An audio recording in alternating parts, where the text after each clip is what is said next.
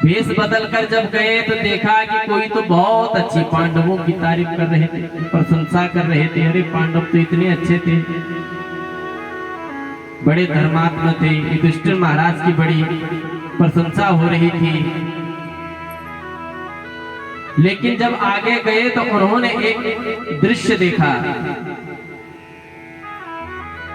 एक गाय और एक बछड़ा जिसके 3 पैर टूटे हुए हैं, और एक काला पुरुष जो है उनको मारते हुए आगे दौड़ा रहा है, और गाय और बछड़े आपस में रो रहे हैं। परीक्षित ने देखा, देखते ही गुस्सा आ गया।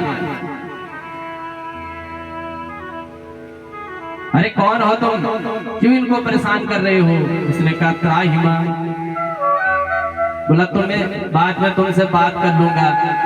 पहले गौ माता को प्रणाम किया और पूछा, माँ आप कौन हैं, कृपा करके अपना परिचय दे। बछड़े से पूछा कि हे वृषभदेव आप कौन हैं, आप भी अपना परिचय हमको दो। तुम रो क्यों रहे हो, तुम्हें किस बात की चिंता है, क्या कष्ट है? तो बछड़ा बोला, अपनी दुर्दशा का कारण किसको मानूं? कुछ लोग कहते हैं कि जीवन में जो कर्म करेंगे वैसे ही फलों की प्राप्ति होगी, और कुछ लोग कहते हैं कि जैसी ग्रह दशा होगी वैसे ग्रहों का फल हमको प्राप्त होगा। कुछ कहते हैं कि ईश्वर की इच्छा के बगैर कुछ भी नहीं होता है। अब जैसे जैसी मति वैसे वैसे लोग जो है उदाहरण देते हैं। अब आप दुखी हो और दुखी होकर पंडित जी के पास में जाओगे, पंडित जी कहेंगे लाओ अपनी जन्म पत्री दिखाओ। जन्म पत्री देखने के बाद में कहेंगे कि आपकी ग्रह दशा ठीक नहीं चल रही है, ग्रहों का कुछ उपाय कर लो। वही दुख लेकर आप डॉक्टर साहब के पास में जाएंगे, डॉक्टर साहब कहेंगे कि अरे आजकल मौसम बदल रहा है, आजकल जो है ठंड गर्म ज्यादा हो जा रही है, अपना ध्यान रखो, ये कुछ दवा है इनको लिख दे रहा हूँ और परहेज के साथ इनको ले लेना। अब वही दुख आप जो है किसी भक्त को सुनाओगे तो वो कहेगा कि जाए भी दे राखे राम वाही भी दे रही है, सीताराम सीताराम सीताराम कहिए। और वही दुख आप किसी कर्म योगी को सुनाओगे, बोलेगा भैया पिछले जन्म में जो कर्म रहे होंगे उस कर्मों का भुगतान तो करना ही पड़ेगा। अवश्यमेव कर्तव्यम अवश्यमेव भोक्तव्यम कृतम कर्म शुभा शुभम। जो पाप किए होंगे उनको तो भोगना ही पड़ेगा। यानी कि अपनी अपनी मति के अनुसार हर कोई कुछ ना कुछ कह लेता है। तो बछड़ा ने कहा कि किसका दुख मानो, किस बात को मैं मानूं कि इस बात का दुख है हमें। परीक्षित महाराज समझ गए आप साक्षात धर्म हैं, और गौ माता आप साक्षात धरती हैं, इसीलिए आप किसी को दोष नहीं दे रहे हैं। आपने एक बार भी किसी को दोष नहीं दिया। और क्योंकि जो है दूसरे के दोषों की चर्चा करना भी पाप होता है, पाप की चर्चा करना भी पाप का भागीदार बनता है। पर अब सुने ही सहस दस काना, तो पाप को सुनकर पाप का ही भागीदार बनना पड़ता है। परीक्षित बोले आप साक्षात धर्म है, क्योंकि आपके अंदर दोष नहीं है तो दूसरे में दोष नहीं देख रहे हो। अब जैसे ही उस पुरुष को देखा, काले पुरुष को, अरे पूछा तो कौन है, क्यों इनको परेशान कर रहा है? उसने कहा मैं कली हूं। कहा अभी के अभी निकल जा, वरना तुझे मृत्यु दंड दे दूंगा। अब उसने त्राहिमाम त्राहिमाम पहले ही इनके चरणों में कर लिया था, और पांडव परीक्षित को कहकर गए थे कि बेटा यदि कोई चरणों में शरणागत हो जाए तो उसको मारना नहीं है। कली को बोला महाराज कहां जाऊं मैं, जहां भी जाता हूं आपका ही राज्य नजर आता है। तो परीक्षित बोला तो कहीं भी जा, तेरे अंदर इतने दोष हैं कि मैं चाहता ही नहीं हूं कि तू मेरे राज्य में रहे। हमने करना क्या है, तेरा इतने दोष मेरे अंदर है। कलयुग ने बोला महाराज दोस्त तो मेरे अंदर बहुत है, लेकिन एक बहुत बढ़िया गुण भी है। यदि आप उस गुण को सुन लोगे तो मुझे पक्का विश्वास है मुझे कहीं न कहीं स्थान दे दोगे। तो पूछा क्या गुण है तेरे अंदर? बोला यत् फलम नास्ति तपसा न योगेन समाधिना तत्फलम लभ्यते सम्यक् कलो के सब कीर्तना। यत् फलम नास्ति तपसा, सालों साल जो ऋषि तप करते हैं, जप करते हैं, दान पुण्य करते हैं, जितना उसका पुण्य मिलता है उतना जो है यहाँ भगवान नाम संकीर्तन करने से ही मिल जाता है। कितना अच्छा गुण है मेरे अंदर। कलयुग केवल नाम आधारा, कलयुग केवल नाम आधारा, सुमिर नर उतरे पारा, सुमिर नर उतरे पारा।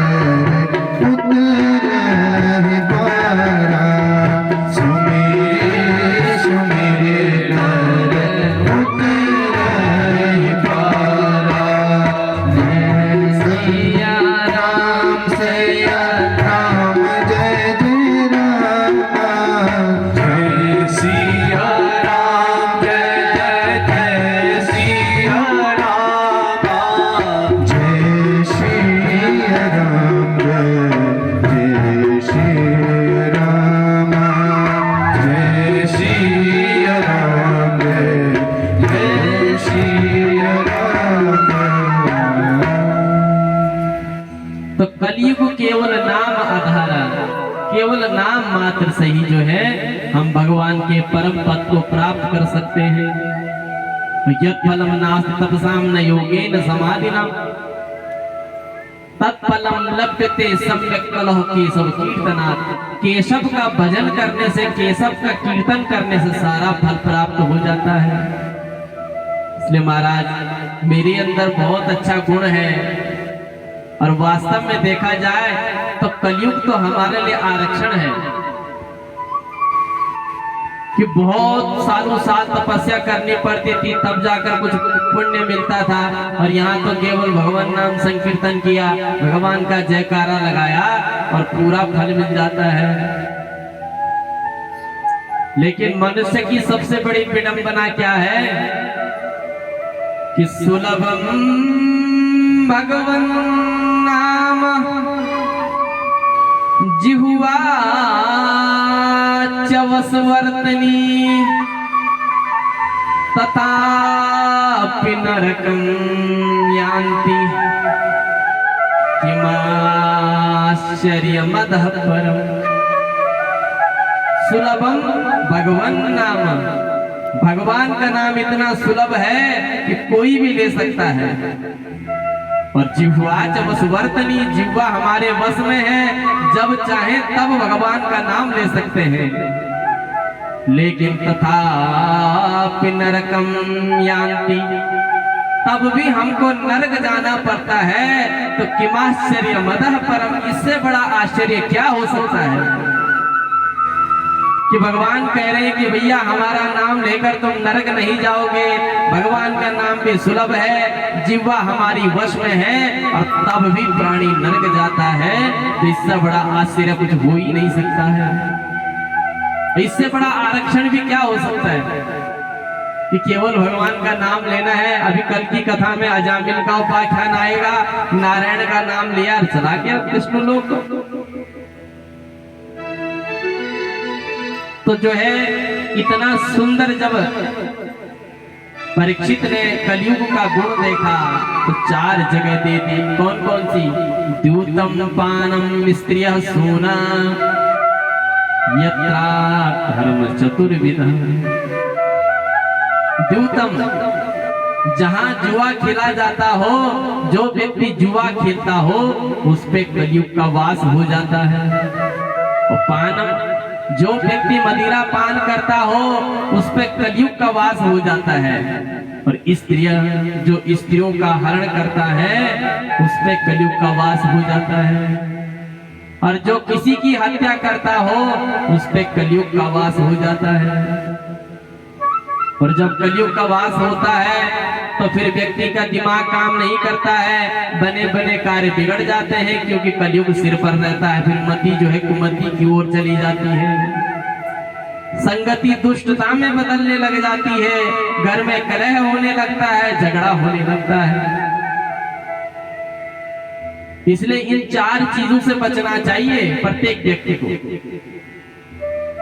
अब कलयुग बहुत चालाक था, उसने कहा कि महाराज ये 4 जगह जो आपने दी हैं, यहाँ तो केवल जो गलत व्यक्ति होगा, जो दुष्टात्मा होगा वही विचरण करेगा, वही आएगा, क्योंकि वो तो राजा के सिर पर बैठना चाहता था। उसने कहा महाराज एक और जगह दे दो ना। पुनः याचमानाया जात रूपा मद प्रभु, पुनः याचना करी कि एक जगह और दे दो बस। अब पता नहीं क्या परीक्षित जी के मन में आया, कहा जा तेरे सोने में भी वास हो, स्वर्ण में भी कलयुग का वास। अब प्रश्न उठता है कि यदि स्वर्ण में कलयुग का वास है तो पंडित जी जब भगवान की पूजा पाठ करते हैं तो क्यों कहते हैं कि भैया स्वर्ण की प्रतिमा लाओ, तब भगवान की प्राण प्रतिष्ठा करेंगे? क्योंकि धातु नाम आस्मिकंचन, भगवान कहते हैं कि धातु में अगर मैं किसी चीज में निवास करता हूं तो स्वर्ण में मेरा वास है। स्वर्ण दान की बहुत बड़ी भारी महिमा है। और यहाँ कहा कि जहाँ सोने में तेरा वास हो, तो कहा कि जो आप ईमानदारी का, जो आप धर्म में रहकर कर्तव्य पालन कर कर जिस सोने को जोड़ोगे उसमें कभी भी कलयुग का वास नहीं होगा। इसमें हमारे ठाकुर जी विराजते हैं। अब जो आपने किसी को डराकर, धमकाकर, चोरी कर, बेवकूफ बनाकर जो धन लिया होगा उसमें कलयुग वास करता है। अब वो धन पहले तो घर तक पहुंचेगा ही नहीं, क्योंकि कलयुग वास करेगा तो मति कुमति में बिगड़ेगी, गलत जगह जाएगा, धन का नाश कर देगा। इसलिए जो है ईमानदारी से रहना चाहिए। और अब तो महाराज जो है कलयुग को मजा आ गया, उसने कहा मैं यही चाहता था। राजा परीक्षित ने एक दिन देखा कि हमारे बाप दादाओं ने इतना बड़ा बक्सा रखा है, इसमें इतने सारे स्वर्ण मुकुट हैं, और एक मुकुट अपने सिर पर लगा दिया। और वो मुकुट जरासंध का था, और जरासंध पापी था। अब कलयुग इनके सिर पर वास कर गया। और जब कलयुग इनके सिर पर चढ़ गया, जो राजा एक मक्खी तक नहीं मारता था, एक मच्छर तक नहीं मारता था, आज राजा की मति बिगड़ गई। आज राजा ने सोचा कि चलो जाकर कुछ जंगल में शिकार किया जाए। कहाँ राजा धर्म में चलने वाला था, सत्य में चलने वाला था, और मति बिगड़ने में ज्यादा समय नहीं लगता है। गया और महाराज वहां पर जो है समीक मुनि का आश्रम था, वहां गया राजा थका हारा। उसने कहा अरे हम जलपान की याचना चाहते हैं, हमें जलपान की उचित व्यवस्था कराई जाए।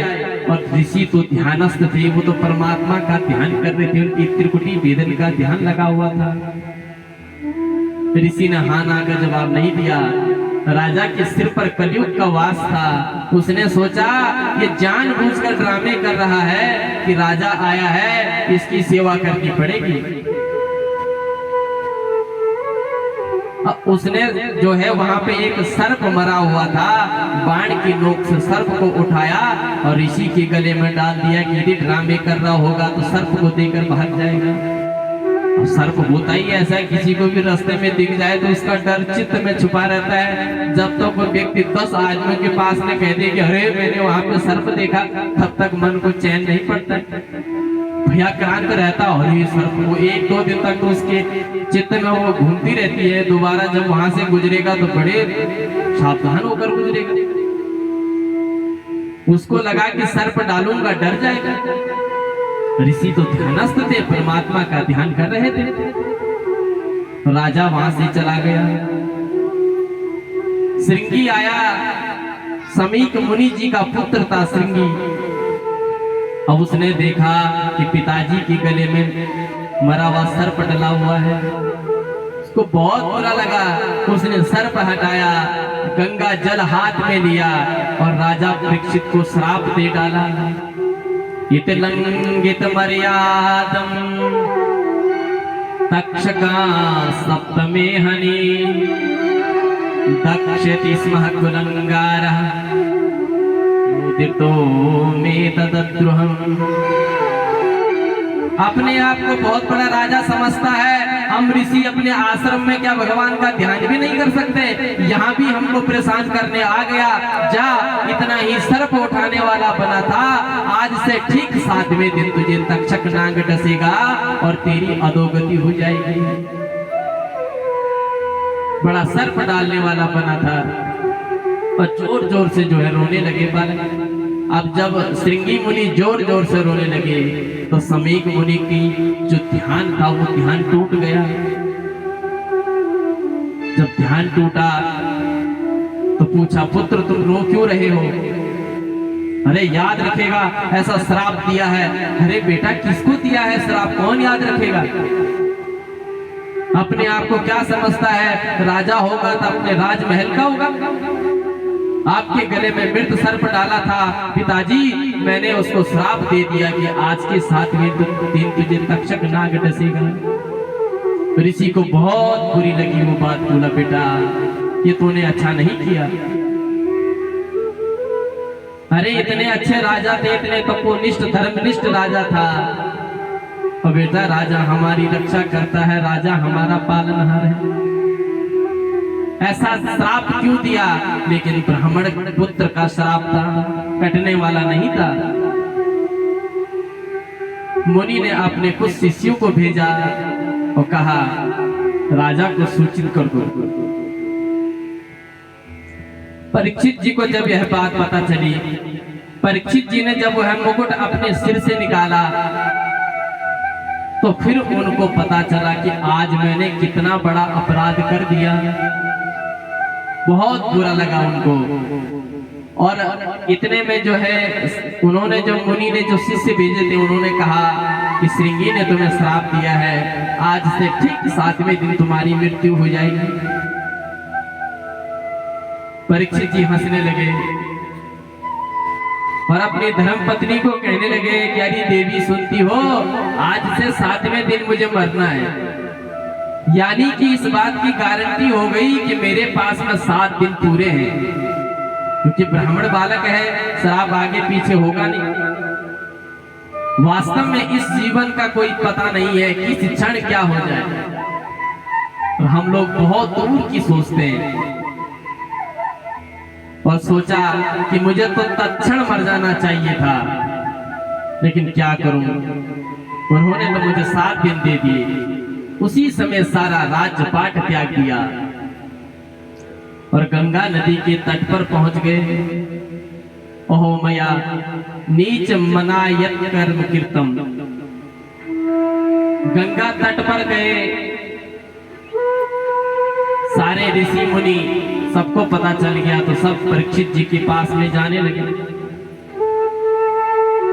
अब परीक्षित जी सबसे यही पूछते कि म्रियमाण से किम कर्तव्यम, जो व्यक्ति मरणासन हो उसको क्या करना चाहिए? ऐसी बात की वहां पे चर्चा चल रही थी। अब परीक्षित जी प्रश्न कर ही रहे थे, इतने में वहां पे सुखदेव जी का आगमन हो गया। बोलो सुखदेव जी महाराज की।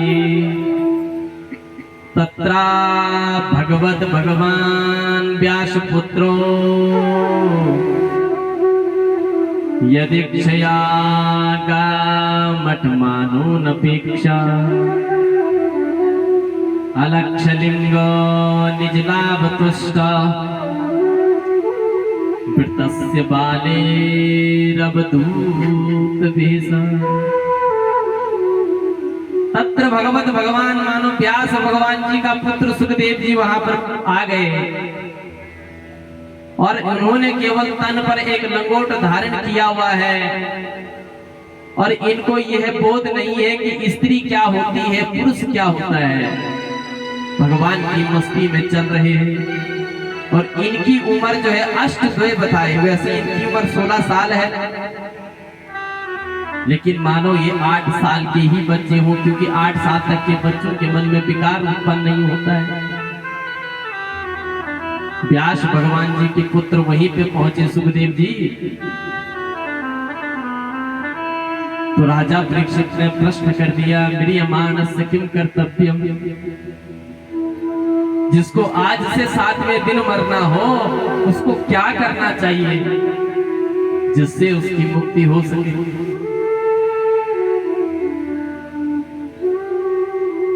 सुखदेव जी तो जो है निजानंद में परिपूर्ण है, निजाभ्याम श्री राधा कृष्णाभ्याम तयो दर्शन एव लाभते साम संतुष्टः निज लाभ तुष्टा अवधूत वेशा। तो केवल कृष्ण और राधा जी का ही ध्यान करते हैं, क्योंकि ब्राह्मणों में विद्या श्रेष्ठ है, क्षत्रियों में पराक्रम श्रेष्ठ है, वैश्यों में संपत्ति का दिव्य, हर संतों में परमात्मा का दिव्य ध्यान होना चाहिए। जब पूछा अतः परीक्षा में संसिद्धम योग नाम परमं गुरम पुरस्सेह यत् कार्यम म्रियमाणस्य सर्वथा, जिसको 7 दिन में मरना हो उसको क्या करना चाहिए। सुखदेव जी इस प्रश्न को सुनकर गदगद हो गए और द्वितीय स्कंद से गा उठे, वरीयानेसते प्रश्न कृतो लोक हितो निर्वाण आत्मविद संवत् पुंसा श्रोतव्यातिशयः परा। सुखदेव जी बोले कि ये तुम्हारा प्रश्न अपने कल्याण करने के लिए नहीं है, ये तो सबका कल्याण के लिए है। मनुष्य जो है मृत्यु को भूल जाता है और मृत्यु तो अटल सत्य है। जन्म हुआ है तो मरण होगा ही होगा, कब होगा ये निश्चित नहीं है, लेकिन ये अटल सत्य है, इसको कोई काट नहीं सकता है। और भागवत हमें मरना सिखाती है कि क्या करना चाहिए। श्रोतव्या कीर्तव्यस्या स्मर्तव्यस्य तावयम्, यदि मृत्यु से मुक्त होना चाहते हो तो भगवान की कथा सुननी चाहिए, भगवान की भक्ति में लीन हो जाना चाहिए, अच्छे कर्म करने चाहिए, सत्कर्म करना चाहिए, दान करना चाहिए, धर्म करना चाहिए। यदि आपने जीवन में अच्छे कर्म किए हैं, दान किया है, धर्म किया है, सत्य ही बोला है, महापुरुषों की सत्संगी में रहे हो, भागवत को श्रवण किया है, तो जिस दिन मृत्यु से सामना होगा आंखें दिखाकर आप मृत्यु को कह सकते हो कि अरे हमने तो स्वर्ग में जाना है, वैकुंठ में जाना है। लेकिन यदि पाप किए होंगे, दुराचरण करे होंगे, किसी के लिए कपट किया होगा, किसी के लिए छल किया होगा, किसी के लिए धोखा दिया होगा, तो मृत्यु से बड़ा डर लगेगा, क्योंकि नरक में जाएंगे। इसलिए मृत्यु से डरना नहीं चाहिए। जिस दिन मृत्यु आएगी देखा जाएगा, अच्छे कर्मों को करते रहना चाहिए। महापुरुष यही तो करते हैं कि भगवान की कथा को श्रवण करते रहते हैं। बोला इस संसार में 2 ही आनंद है, विषयानंद और ब्रह्मानंद। हम लोग जितने दिन जीते हैं बस अपने तक ही सीमित रहते हैं। मेरा ये, मेरा वो, मेरा ये हो जाए, मेरा वो हो जाए, मेरा ऐसा हो जाए, वैसा हो जाए। एक दिन चले जाते हैं तब कुछ भी नहीं बच पाता है। बड़े मुश्किल से 100 साल मिलते हैं, 100 साल में कोई जी पाता हो। 50 साल तो सोने में चले गए, रात्रि में गए, अब बच्चे 50 साल, 50 का भी आधा कर लो, 25 साल तो बाल्यावस्था में खेल कूद, उठना बैठना, इधर उधर जो है पढ़ाई लिखाई तक गए। अब बचा क्या 25 साल। अब 25 साल में आपका विवाह भी होगा, रिश्तेदारी भी देखोगे, सुख भी देखोगे, दुख भी देखोगे, इसको भी देखोगे, उसको भी देखोगे, बच्चों को भी देखोगे, माता पिता को भी देखोगे, तो समय कहाँ बचेगा। फिर तो हमारे पास में कुछ भी नहीं बचा। इसलिए जिस टाइम पे समय लगे भगवान का भजन करना चाहिए। अनावश्यक में जो है व्यर्थ की बातें नहीं करनी चाहिए, भगवान का खूब भजन करना चाहिए। परमात्मा के भजन से ही हम जो है भगवान को पा सकते हैं। आइए भगवान नाम संकीर्तन के साथ में जो है परमात्मा की भक्ति में लीन होते हैं। जय नंद लाला जय गोपाला, जय नंद लाला जय गोपाला, जय नंद लाला जय गोपाला, जय नंद लाला जय गोपाला। श्री राधे गोविंदा मन बजते हरि का प्यारा नाम है। श्री राधे गोविंदा मन भजले हरि का प्यारा नाम है।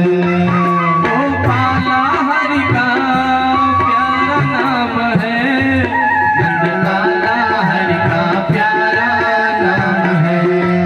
श्री राधे गोविंदा मन भजले हरि का प्यारा नाम है। राधे गोविंदा मन भजले हरि का प्यारा नाम है। राधे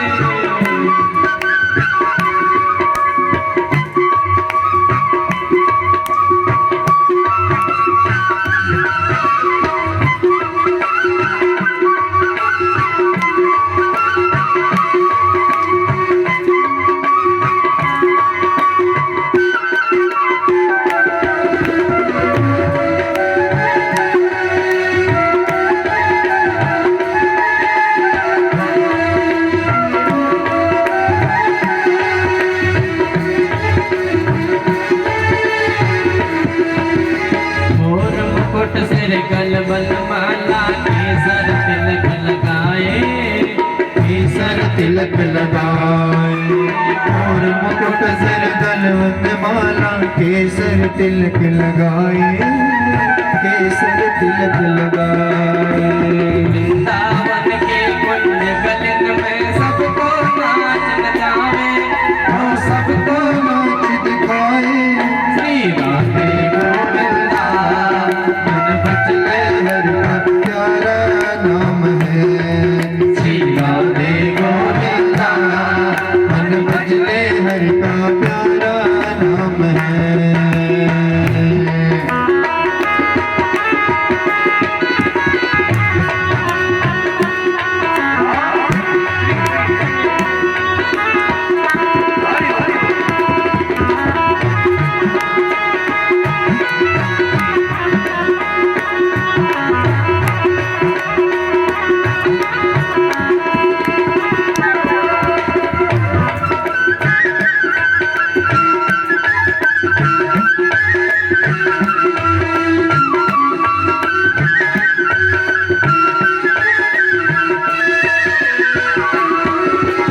यमुना किनारे भेद चरावे, माधव मदन मुरारे, माधव मदन मुरारे।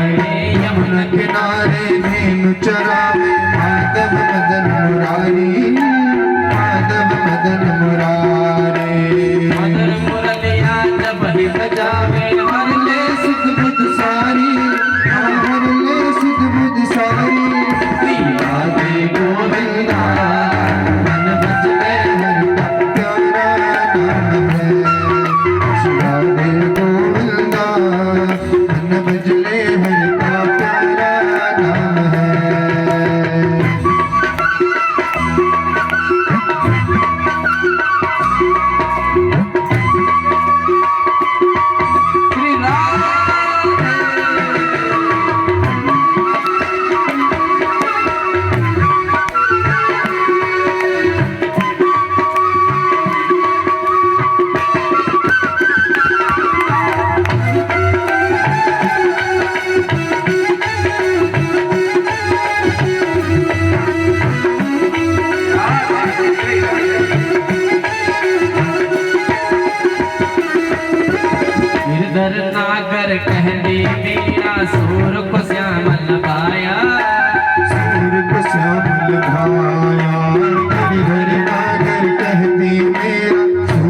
श्यामल भाया, सुर को श्यामल भाया।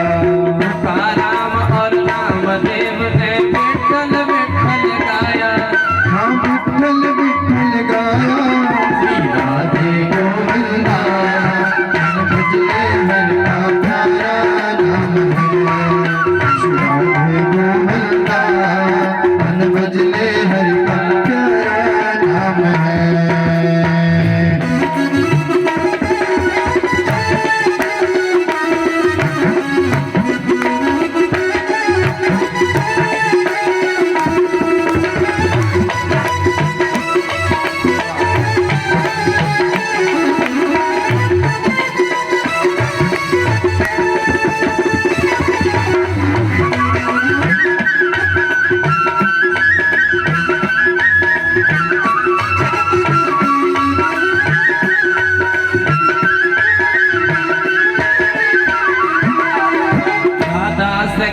बिना न कोई श्यामल दर्शन पाए, श्यामल दर्शन पाए। राधा शक्ति बिना न कोई श्यामल दर्शन पाए, श्यामल दर्शन पाए। आराधन कर राधे राधे गाना भागे आए, हाँ गाना भागे आए। श्री राधे गोविंदा मन भजले हरि का प्यारा नाम है। राधे गोविंदा मन भजले हरि का प्यारा नाम है। गोपाला हरि का प्यारा नाम है। लाला हरि का प्यारा नाम है। गोपाला हरि का प्यारा नाम है। लाला हरि का प्यारा नाम है। श्री राधे गोविंदा मन भजले हरि का प्यारा नाम है। श्री राधे गोविंदा मन भजले हरि का प्यारा नाम है। बोले भागवत भगवान की जय। बोलो राधे राधे। तो कहा कि मुक्ति दो प्रकार की है, सत्य मुक्ति और कर्म मुक्ति।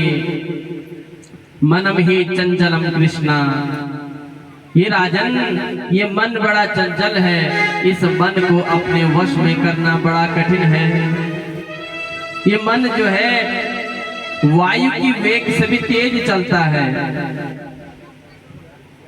तो परीक्षित जी ने पूछा कि गुरुदेव जो है इस मन को कैसे परमात्मा में लगाया जाए।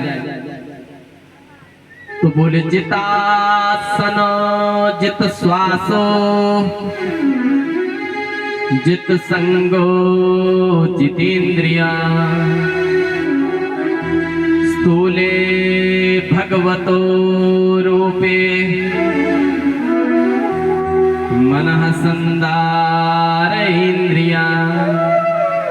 जितासनो, सबसे पहले आसन को जीतना सीखो। आसन जीतना मानी एक आसन पर डट के बैठना।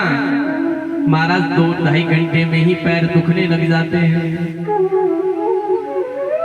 और सारी रात डीजे में गाने बजा दो, ठुमके लगवा दो, शरीर पे बिल्कुल भी दर्द नहीं होगा। कारण वहां मन प्रसन्न है, मन उस संगीत में झूम रहा है तो व्यक्ति भी नाच रहा है। और मन यदि भगवान की कथा में नहीं है तो शरीर दुख रहा है। अभी आप लोग ये मत सोचें कि आपके लिए कह रहे हैं। जिनके पैरों में दर्द है कोई बात नहीं, वो ऊपर भी बैठ सकते हैं, ऐसा नहीं है। परंतु ये मन की व्याख्या है कि जब हमारे मन हमारे अनुकूल रहता है तो हमें कुछ भी अच्छा बुरा नहीं दिखता है, और जब मन हमारे अनुकूल नहीं रहता है तो हमें हर चीज बेकार लगने लगती है। तो कोई व्यक्ति हमें अच्छा नहीं लगता, हमारे मन को अच्छा नहीं लगता हो तो उसकी हर बात बेकार लगती है। अब जो हमारे मन को अच्छा लगता हो उसका बेकार बात भी अच्छी लगती है, उसमें हम कुछ ना कुछ अच्छाई ढूंढ ही लेते हैं, क्योंकि वो मन को भा गया। मन की बड़ी सुंदर व्याख्या कल के प्रसंग में, रहोगण के प्रसंग में करेंगे। तो जितासन, सबसे पहले आसन को जीतना सीखो। आसन शुद्धि तो परमात्मा शुद्धि। पूजन में जब भी आप लोग बैठते हैं तो आसन का पूजन किया जाता है। उसके बाद जित श्वासो प्राणायाम करना चाहिए सुबह उठकर, और प्राणायाम करने से धीरे धीरे धीरे धीरे ध्यान बढ़ता है। प्राणायाम इतनी अच्छी सुंदर चीज है कि उससे आपका गुस्सा भी शांत होने लगता है, क्योंकि जब व्यक्ति को गुस्सा आता है तो गरम गरम सांसें छूटती हैं, बिल्कुल गुस्से में अंदर से व्यक्ति लाल हो जाता है। और प्राणायाम से धीरे से जो है एक नाक बंद कर श्वास को ऊपर खींचो और धीरे धीरे धीरे दूसरी नाक से छोड़ना चाहिए। उसको पूरक कुंभक रेचक क्रिया कहते हैं। जितासनो जित श्वासो और जित संगो जितेंद्रिया, हमारी जो संगति है वो अच्छी होनी चाहिए, क्योंकि जैसी संगत वैसी रंगत। गीली सूखी लकड़ियों के साथ में गीली लकड़ियां भी जल जाती हैं, लेकिन गीली लकड़ियों के साथ में सूखी लकड़ी नहीं जलेगी, क्योंकि संगत है जो ज्यादा होंगे उसका असर होगा, और संग का बड़ा असर पड़ता है हम पे। और उसके बाद जितेंद्रिय, अपनी 5 ज्ञान इंद्रियां और 5 कर्म इंद्रियों को अपने वश में रखो, और इनका स्वामी जो मन है ना उसे परमात्मा में लगा दो, क्योंकि ये 5 कर्म इंद्रियां और 5 ज्ञान इंद्रियां ही हमें भगवान से दूर कराने का कर्म करती हैं। और मन देखो कितना अच्छा है कि यदि आपने परमात्मा में लगा लिया तो आपका मित्र बन गया, और संसार में लगा लिया तो सबसे बड़ा शत्रु बन गया। मन आपका शत्रु भी है और मित्र भी है। मन आपको सदगति भी दे सकता है और दुर्गति भी दे सकता है। न जाने किसका मन कहाँ लग जाए गलत वस्तुओं में, और न जाने कब आपका मन परमात्मा में लग जाए। लोग कहते हैं ना कि मन को नहीं मारना चाहिए, हम कहते हैं मन को ही मारना चाहिए। जिस दिन आप मन को मारना सीख गए आप जीवन में आगे बढ़ सकते हैं। आपको कोई भी कठिनाई नहीं आएगी, लेकिन क्या करें महाराज, करना तो चाहते हैं लेकिन मन नहीं होता है। अब जब मन नहीं होता है तो उसका कोई इलाज ही नहीं है। क्या कर सकते हैं फिर जब मन ही नहीं हो रहा तो? इसलिए जो है मन को जीतना सीखो, अपनी इंद्रियों को अपने वश में रखना चाहिए। रथ होता है, रथ पे 4 घोड़े आगे से लगे रहते हैं और उनकी लगाम सारथी के पास होती है, और अगर चारों सारथियों की जो लगाम है, चारों घोड़ों की जो लगाम है वो सारथी के हाथ में नहीं होगी तो घोड़े अपने अपने अलग अलग दिशाओं में जा सकते हैं। अब अगर घोड़े अलग अलग दिशाओं में जाएंगे तो जो रथ में बैठा होगा वो टूट जाएगा, वो गिर जाएगा। ऐसा ही हमारी कोई इंद्रियां इधर भाग रही है, कोई उधर भाग रही है, कोई कहीं जा रही है, कोई कहीं जा रही है, तो फिर एक जगह हम टिकने वाले नहीं हैं। मन का कोई भरोसा नहीं है। इसलिए जो है इस मन को संसार में रहते हुए परमात्मा में लगाना चाहिए। जैसे नौका होती है ना, नाव पानी में, तो नाव क्या करती है कि जब पानी में जाती है तो पानी को अपने अंदर नहीं भरती है, क्योंकि जिस दिन नाव पानी को अपने ऊपर भरेगी उसी दिन डूब जाएगी, और बिना पानी के नाव चल भी नहीं सकती है। ऐसे ही हमें संसार में तो रहना है, लेकिन संसार को अपने ऊपर नहीं भरना है। संसार में रहते हुए अपने कर्मों को करते हुए परमात्मा की प्राप्ति करनी है। आंखों से भगवान का दर्शन करो, कानों से भगवान की कथा सुनो, मुख से भगवान का भजन करो। हे राजन, चिंता को हटाकर चिंतन करना चाहिए, मनन करना चाहिए। परमात्मा सब कुछ देने में सामर्थ्य है। किसानों को अदिति की पूजा करनी चाहिए, उससे अन्न की प्राप्ति होती है। पर विद्या के लिए जो है भगवान शंकर की उपासना करनी चाहिए। विद्या कामस्तु गिरिशम, जिनके बच्चे पढ़ाई में कमजोर हो भगवान शंकर की उपासना करवा लो। और दाम्पत्य जीवन महाराज, विवाह तो हो गया लेकिन बड़ी खटर पटर चलती है, ये हमारी नहीं सुनते हैं, हम इनकी नहीं सुनते। उनको माता पार्वती सहित भगवान शंकर का पूजन करना चाहिए। दाम्पत्य में बड़ा शांति रहती है। किसी का विवाह नहीं हो रहा हो, सुंदर पत्नी के लिए उर्वशी की पूजा करनी चाहिए। किसी को राजनेता बनना हो, बड़ा राजा बनना हो, उनको मन्नों की पूजा करनी चाहिए। किसी को सुंदर दिखना हो तो गंधर्वों की पूजा करनी चाहिए। इस प्रकार हर वस्तु के लिए हर देवता का पूजन है। लेकिन अगर किसी को कुछ नहीं चाहिए हो तो उन्हें परमात्मा गोविंद की पूजा करनी चाहिए। अब परीक्षित ने कहा कि क्यों, इनकी पूजा करने से कुछ नहीं मिलता है क्या? आपने कहा कि किसी को कुछ नहीं चाहिए हो तो इनकी पूजा करनी चाहिए। तो सुखदेव जी ने कहा कि कब तक एक एक चीज के लिए एक एक देवता की पूजा करते रहोगे? एक एक साधे सब सदे, सब साधे सब जा। एक का पूजन कर लो।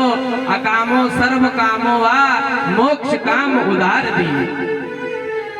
ये तो सब कुछ देने में सामर्थ्य है, सब कुछ इनके हाथ में है। ये चाहे तो रंग को राजा बना दो, राजा को रंग बना दो।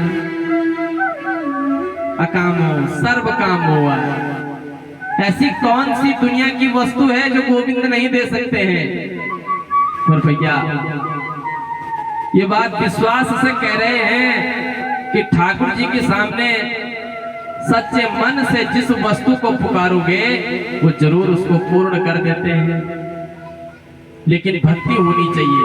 हमने तो अपने जीवन में देखा है, हमारे ठाकुर जी से जो मांगा है उन्होंने दिया है। सब कुछ उन्हीं की कृपा से चल रहा है। नहीं तो दास में कहां इतनी पात्रता है कि कुछ कह सके। लेकिन ये तो वही है कि जो मुख में सरस्वती मैया को विराजमान कर देते हैं और हम कुछ बोल पाते हैं, क्योंकि इनकी कृपा के बगैर तो पत्ता भी नहीं हिलता है। और ये जो चाहे वो करवा सकते हैं, लेकिन उसके लिए भक्ति होनी चाहिए। निष्काम निष्कपट, मन के अंदर छल कपट बिल्कुल भी नहीं होना चाहिए। तो बोला अकामो सर्व कामो वा, सब चीज के लिए जो है ठाकुर जी की पूजा करो। अब हम मनुष्य हैं, हमारी हर इच्छा तो पूरी नहीं हो सकती है, और मैं कहता हूं होनी भी नहीं चाहिए। अब हमारा क्या पता क्या क्या वस्तु हम भगवान से मांग ले। अब माता पिता होते हैं, अब बेटा अगर छोटा हो, 8वीं 10वीं में पढ़ रहा हो, और बेटा कह दे पिताजी को कि मुझे 10-12 लाख की गाड़ी दिला दो, तो पिताजी दिला देंगे? बिल्कुल नहीं दिलाएंगे, क्योंकि उनको पता है कि इसको गाड़ी दिलाऊंगा तो गलत मार्ग पर जाएगा, भटकेगा। तो ऐसे ही हम न जाने भगवान से क्या मांग लेते हैं, क्या पता हम उसके लायक हो भी कि ना भी हो। इसलिए भगवान वही हमको देते हैं जो हमारे कल्याण के लिए सर्वश्रेष्ठ होती है। जैसे माता पिता बच्चे को नहीं देते हैं, लेकिन कल्याण उसका चाहते हैं, सुख उसका चाहते हैं, वैभव संपन्न उसको देखना चाहते हैं। ऐसे ही हमारे ठाकुर जी हैं, बस इनकी सेवा करो। और इनको कुछ कहने की जरूरत ही नहीं है, तो अंतर्यामी है, ये तो सब कुछ जान लेते हैं। क्या इनको नहीं पता कि दास को क्या चाहिए? इसलिए कुछ मांगने की, कुछ कहने की जरूरत ही नहीं है। अब सुखदेव जी जो है मंगलाचरण गाना तो भूल ही गए। वक्ता जब भी कथा आरंभ करता है तो सबसे पहले भगवान का मंगलाचरण गाता है। राजा परीक्षित ने प्रश्न किया था कि म्रियमाण से किम कर्तव्यम, और इन्होंने द्वितीय स्कंद से वरीयादेश ने प्रश्न से शुरू कर दिया। मंगलाचरण तो गाया ही नहीं। अब याद आई मंगलाचरण की। तपस्विनो दान पराय स्वस्विनो, मनस्विनो मंत्र विदस्सु मंगला,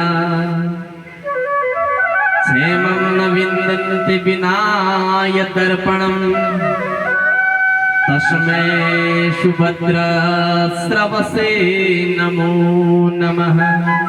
तपस्विनो, कितना भी तपस्वी हो, दान परायणो, कितना भी दान करने वाला हो, कितना भी यशस्वी हो, त्रिकाला संध्या करता हो, खूब खूब धर्म का आचरण करता हो, अग्निहोत्र करता हो, सब कुछ करता हो, लेकिन यदि भगवान की कथा नहीं सुनता हो तो भैया फिर बिना यद अर्पणम, फिर तो हम प्रसन्न नहीं होते हैं।